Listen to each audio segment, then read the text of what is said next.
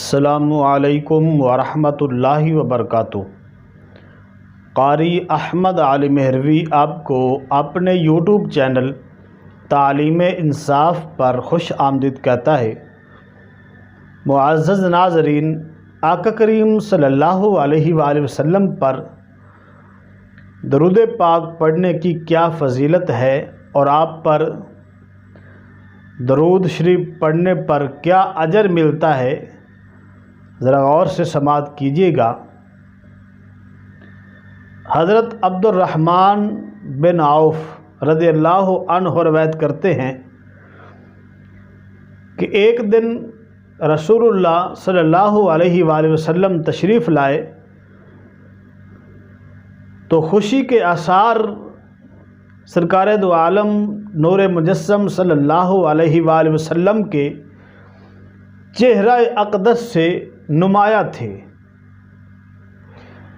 اور رسول اللہ صلی اللہ علیہ وسلم فرما رہے تھے کہ میرے پاس سیدنا جبریل علیہ السلام آئے اور انہوں نے کہا کہ اے محمد صلی اللہ علیہ وسلم، آپ کو ایک ایسی چیز کے بارے میں نہ بتاؤں،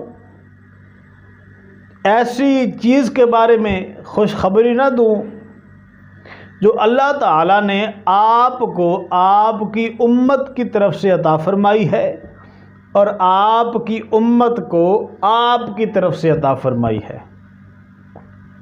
اور کریم آقا علیہ الصلوۃ والسلام فرماتے ہیں کہ پھر سیدنا جبریل علیہ السلام نے کہا کہ جو آپ کا امتی آپ پر ایک مرتبہ درود پاک پڑھتا ہے تو اللہ تبارک و تعالیٰ اس پر رحمت نازل فرماتا ہے، اس پر رحمت بھیجتا ہے، اور جو آپ پر سلام بھیجتا ہے اللہ تبارک و تعالیٰ بھی اس پر سلام بھیجتا ہے۔ سبحان اللہ۔ اب ہم درود بھیجتے ہیں آقا کریم پر، سلام بھیجتے ہیں آقا کریم پر، تو ہمیں رحمتیں کہاں سے ملتی ہیں؟ ہم پر سلام کون بھیجتا ہے؟ اللہ تعالیٰ۔ تو جس پر اللہ تعالیٰ سلام بھیجے، ہاں جی، اس کے لیے کوئی مشکل ہو سکتی ہے؟ اس لیے درود پاک کثرت کے ساتھ پڑھا کریں۔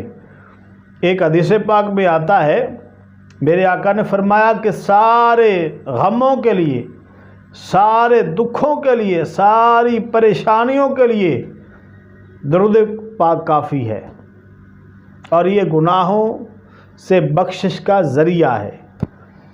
اس لیے اس سے بڑا وظیفہ ہی کوئی نہیں ہے۔